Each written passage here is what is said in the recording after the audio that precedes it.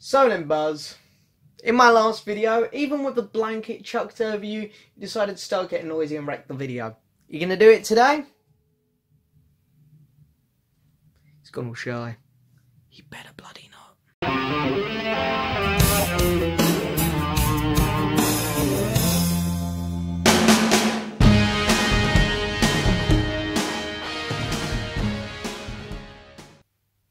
So hello and yes, welcome back to another video, guys. So yeah, there's a sheet over Buzz now. Let's fingers crossed he wants to keep a bit stumped in this one. Normally when I film videos later in the day, he's fine. But I like filming them earlier in the day because of the good light. But that's the new problem. But anyway, he's covered up now, so fingers crossed he'll be alright. By the way, do you like the background I put behind his cage, which I made at work? Looks like he's flying around in the jungle. Looks awesome. But anyway, let's get down to the topic today. Another top 10 underrated albums from me. Now, it's been a long time, and I'm pretty sure it's been over a year since I last done one of these videos, which means I might accidentally repeat an album here, which I done in one of the last two underrated albums. But I don't think I am. I'm pretty sure I didn't show any of these 10 before, but just in case maybe one of them did, I apologise now. But yeah, so I've got 10 albums here which I feel are underrated and I think people should check out. They're not really in any particular order, although the ones near the bottom of the list, the ones nearer to the end of the video, I think you guys will enjoy. They're the albums which I'd rather you guys go out and check out. Just going to bring the camera a bit closer because it keeps doing its out of focus thing. Normally when it's a bit more closer to me, it doesn't do that. But anyway, let's get started. So I've got 10 albums here. So the first one up, this was a big hit, so it's not really too underrated, but I feel like it's got lost in this guy's catalogue a bit over the years. And that is Mr. Phil Collins, and this is Both Sides. Phil Collins doesn't really have great albums, in my personal opinion. He was a much better single and hit maker, that's for sure. But everyone loves his first 4 albums, understandably. And then everything after that kind of gets a bit forgotten. Whereas this is actually my favourite Phil Collins album. And it's the next Phil Collins album up for me to review because I'm going in chronological order. So you will see me talk about this one in great detail soon. But this is a really underrated album, guys. And for those of you who haven't checked this out, especially hearing the VC, because it's quite a tricky album to get on vinyl. They have just reissued it. But I feel like people haven't checked it out because it's quite hard to get on vinyl. If you don't want to pay the £15–20 for it, because the reissue isn't actually that expensive, make sure you pick up a cheap CD of it, guys, because it's got some really good stuff on, from Both Sides of the Story, the opening track. Can't Turn Back the Years is also great. Every Day is a fantastic song. Can't Find My Way, There's a Place for Us, and Please Come Out Tonight is also a really good song. It's filled with some really good stuff.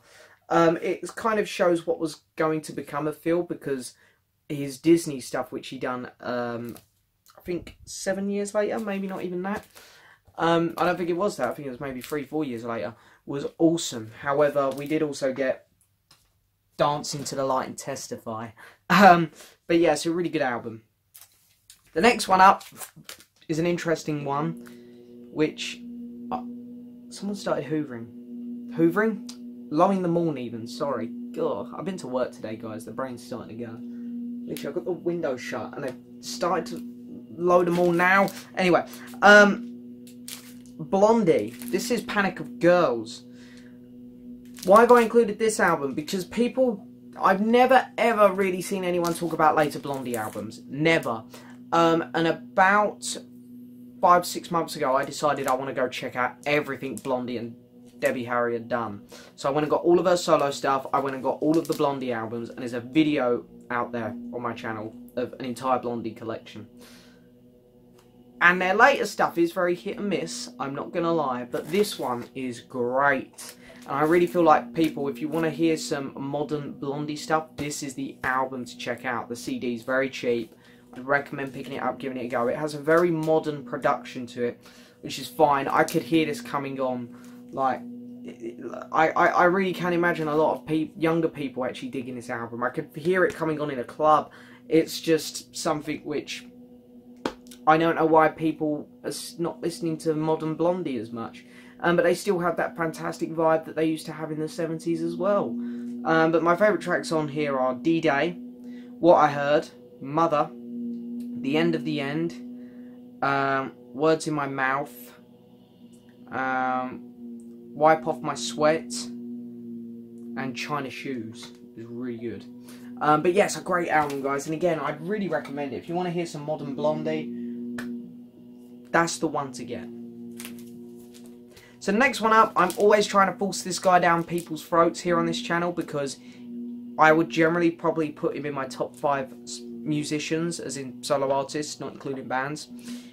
And I don't see anyone else talk about him. Joe Bonamassa. I absolutely love Joe Bonamassa. I'm pretty sure I included Blues of Desperation in one of my last videos. So now I'm going to talk about Driving Towards the Daylight. This is probably my second favourite album of his, which is kind of funny because it was only 2 albums prior to Blues of Desperation. You had an album in between called Different Shades of Blue, which was also really good, but not quite as good as Blues of Desperation or Driving Towards the Daylight. I'd really recommend people go check out the song Driving Towards the Daylight, because it's my favourite Joe Bonamassa song. It also has Dislocated Boy on here, which is easily in my top 5 Joe Bonamassa songs as well. And he does a great cover of Robert Johnson's Stones in My Pathway on here. Or Pathway, sorry. But yeah, it's got some other really good tracks on here as well, like Who's Been Talking, Lonely Town, Lonely Street, also really good. New Coat of Paint. It's a really good album, guys. It's a really fun, modern rock blues album. It's really good. Okay, so next album up, I actually have reviewed this album. So if you want to see me go over this album in detail, go search it. It's Eric Clapton, Another Ticket, and then obviously put review. But yeah, I had this on in the car on the way home from work yesterday. I think I got so into it. Every time I put this album out, it's just like a nice, chilled out, fun vibe. It's a very relaxed, very calm album. But the vocals are just so smooth and beautiful from Clapton, and of course his guitar playing is pretty much 80% of the time like that. But that's why I love him. He's got a fantastic style on the guitar. The rest of the band are there chilling, having a great time as well. It's just a really nice, easy listening record to listen to. If I'm in one of them moods where I just really want to hear something nice and slow and just calming, this is a great choice, guy.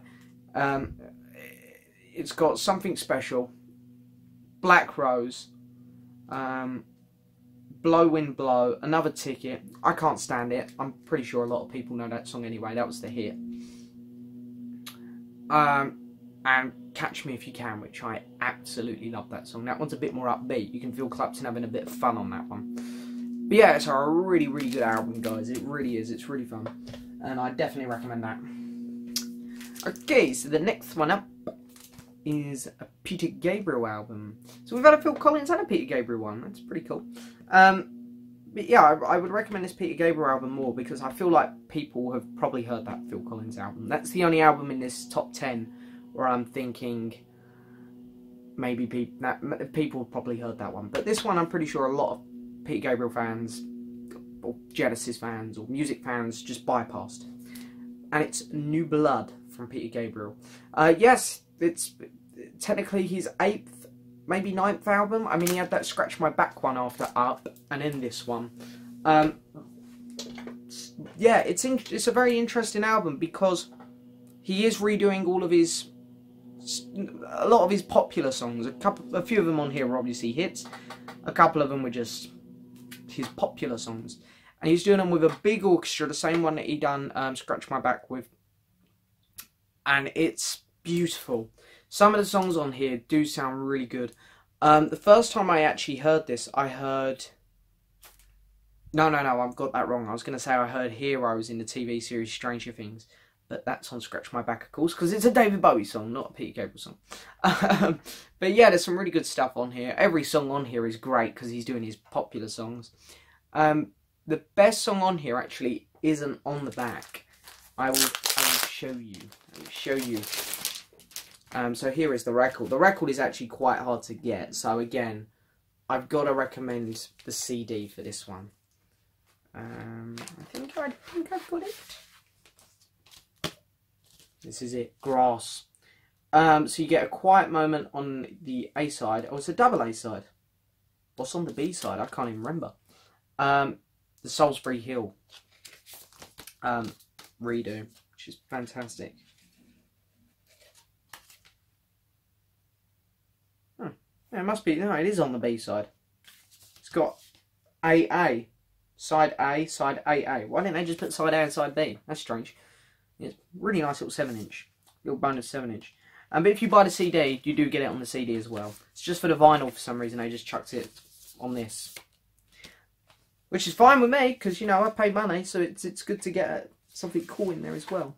But yeah, it's a really solid album, guys. It is, again, kind of like the Eric Clapton one I just talked about, funny enough. Because he's doing it with this big old band and they're a lot slower, and you can tell Peter's singing them in a lot more of a laid-back style. It ain't the most fast-moving album, but it's a really interesting one, and it's a really good listen. It's just a nice, peaceful album, which I think I get a lot of pleasure out of anyway. Okay, so now we're into my top 5. I mean, again, they're not really in a particular order, but these are the 5 albums which I prefer you guys take away with you. I'm going to say especially the top 3. So these next 2, you know, if you're a fan of these artists and you haven't heard these albums, by all means go check them out. But the top 3 albums are the ones which I'd say you've got to hear them, guys. But anyway, this one up is White Tie, Black Noise by David Bowie. I feel sorry for this album. Everyone forgets it. Everyone trashes it. It's a good album. I really enjoy it. It's not one of his best. If I was to do a ranking, I think I have done a ranking on David Bowie. It probably land around the middle somewhere now, I think. Back then, I probably put it near the bottom, as most people would. But yeah, it's got some really good stuff on here. You've got You've Been Around, the opening track. I Feel Free, which is a Cream cover. The title track, Black Tie, White Noise, is really good. Night Flights, Eagles cover, also really, really good. He does a Morrissey cover on here. I know it's going to happen someday. So yeah, he does a Scott Walker cover on here as well. So this album's just filled with great covers. It's him paying tribute to a lot of his favourites, I think. But it's a really nice album. It's got a really good feeling to it. And I think it is that innocent, fun, I just want to cover these songs and here's a couple new ones for you. It's a very innocent Bowie album. The fact that people trash it is completely unfair. Plus it come after the Tin Machine albums. And for me, I didn't like the Tin Machine albums. Especially the first one. So it's a really good album for me. Next one up's an interesting one. Genesis. So yeah, we've done Phil Collins, Peter Gabriel, and now we're doing Genesis. We're all over Genesis in this video, clearly. Calling All Stations, the album without Phil Collins and Peter Gabriel. So yeah, I forget the name of the singer on this one. I'm sure someone's going to let me know in the comments below. Again, guys, it's a fun album. They've reissued it now. You can get it on vinyl for about 20 quid if you want, I think. If not, pick up the CD. The CD's dirt cheap. It's, look, come out of the zone. You haven't got, this isn't Genesis anymore, really. It isn't. You haven't got Phil Collins nor Peter Gabriel there. The only ones that are still there is Mike Rutherford and not Steve Hackett. Tony Banks. You know, they're the only 2 original members. You've only got 2 of the classic 5-piece lineup left. Even new singer. Take yourself out of it. It's not Genesis. Just put this album on as it is. Pretend it's just Tony Banks' project. And enjoy it as for what it is. It's good. The title track, Calling All Stations, is really good. Congo is a fun, upbeat song. Alien Afternoon's not bad. The Dividing Line I quite like. Small Talk I really like. There Must Be Some Other Ways, also a really good one. It's not a great album, guys, but the fact that people just completely bypass it or just immediately go to trashing it is unfair. That's why I think it's worth a check out. Okay, so these are definitely the top 3. These are the 3 albums, guys. If you're going to take anything away from this video, take these 3 albums, because they are all great, great albums, and I never see anyone talking about them. So the first one up is from Mr. Tom Petty and the Heartbreakers. This is Echo, and I never liked this album at first. I'm going to admit that if you look back at my Tom Petty album ranking, you'll see it not low, and you'll see I just say it's okay. It has grown on me a lot. If you put it on and you have the same feelings that I did originally, put it on again. Not immediately, but just give it time, put it on again, and I promise you, it's a grower, guys. It's a really good album. The opening track, Room at the Top, is fantastic. It goes on a bit long, but it is fantastic. Count on You is good. Free Girl Now is awesome. Accused of Love is really good. The title track, Echo. I love it. I love it. Won't Last Long is also good. Billy the Kid.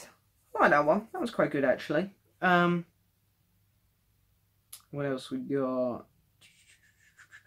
Rhino Skin's quite good. One More Day, One More Night. I like that song as well. And I think that's the closing one, yeah. It's a good album, guys. It really is. Again, the vinyl of this is ridiculous. So, CD. But again, the CD is super cheap. And I'm pretty sure they are starting to reissue the Tom albums outside of the box sets. So it's probably coming on vinyl. It might already be there. I don't know. I don't have to look, so I've got the box. But honestly, it's a really good album. I really, really do love Tom Petty's later career. The only album which I'm not massive on is The Last DJ. Echo needs to be talked about more. It's a really good album. Okay, so next album up. I do hear people talk about this one a bit. The Oasis fans, of course, keep this one going, which is good. But here in the VC and whatnot, I never see this album talked about, and it's really good. And it's Noel Gallagher with his first solo album, which is self-titled, Noel Gallagher's High Flying Birds. If you don't think you like Noel Gallagher, put this album on and try it, because I'm pretty sure people have heard the big hits like In the Heat of the Moment or Holy Mountain. They might have seen his new album, Who Built the Moon, promoted a lot, and heard the very overproduced and very catchy Holy Mountain song, and you might not have liked it much. That's fair enough. I do like it. I think it's a good album, and I like that song. And I do love Chasing Yesterday, but again, people might think that it's produced a bit too much. And you see those albums going about a lot. Of course, Chasing Yesterday was very popular, rightfully so. And Who Built the Moon is still very popular because it's still quite fresh and new. But this album, people just tend to overlook. I think this is his best one because the production on it is perfect, unlike his other two. The album is consistently good, unlike his other two. This is the best vocal performance from him. And it is such an easy listen. It's like every song's just really, really good. It's like, there's no upbeat, in-your-face, fast ones like Holy Mountain. There's none really laid back and slow, boring ones. They're all just really good. I would go as far to say this is one of the best debut albums ever. Alongside Oasis' debut album, obviously, and many other great debut albums. But it's such a solid album, and the fact that I don't see it get talked about near as much as his other two albums is a shame, because I feel that's his best one. So yeah, definitely take that one away. But here we are, my number one. And this is the one which I'd say, guys, give it a chance. I implore you to please give this album a chance. It's very good. But I would recommend picking up the CD of this over the vinyl. Not just because the vinyl's hard to get, but the vinyl's actually missing a couple songs. Whereas if you pick the CD of this album up, you can have a much better time. And that is The Liberty of Norton Folgate by Madness. So don't stop the video yet because I've said Madness, and I know some people don't take them seriously as a band, because they are still that very innocent, fun, pop, punky, easygoing band from the 70s and 80s. If you want to hear Madness try some more serious stuff, try this album. And as you know, even though my favourite Madness stuff is still Baggy Trousers and It Must Be Love and all those great hits from the 70s and 80s, this is my favourite Madness album because I respect it so much. There are so many attempts at different styles on here. The songwriting is really good. There's some really catchy numbers on here. It is just a wonderful album from start to finish. It is great. It is a great, great album. Really good. So the vinyl is missing a couple tracks for some reason. It's missing the hit on the album, because they did actually get a hit off this album, and this is from 2008, I believe, maybe even a bit later. And Not many old artists get hits nowadays in terms of individual songs, singles. But Madness did, with NW5. And it was really, really good song. You can get it on vinyl if you buy their Total Madness compilation. You can get it on vinyl in there. But yeah, it's really, really solid. And there's so many other fun tracks on here. We Are London, Forever Young, Sugar and Spice, Bingo, Rainbows is a really good one, On the Town. But the title track, The Liberty of Norton Folgate, I don't think they go into the full version on the vinyl, but on the CD I believe it closes the album, and it is fantastic. Apologies, the phone's going off now. But luckily the phone's going off at the right time, because that is the end of the video there, guys. I hope you've enjoyed it. So yeah, there's another top 10. I've done 30 albums for you guys now, which I would recommend checking out. The other 2 videos are out there. They're quite far back in my channel, so good luck finding them. But anyway, I hope you've enjoyed this video. Please hit the subscribe button, like the video, leave a message, and I'm quickly going to chuck a link in the description to my new movie channel. If you're interested in watching me talk about movies, there's a link in the description. So anyway, thanks so much for watching, and I'll see you guys next time for another video.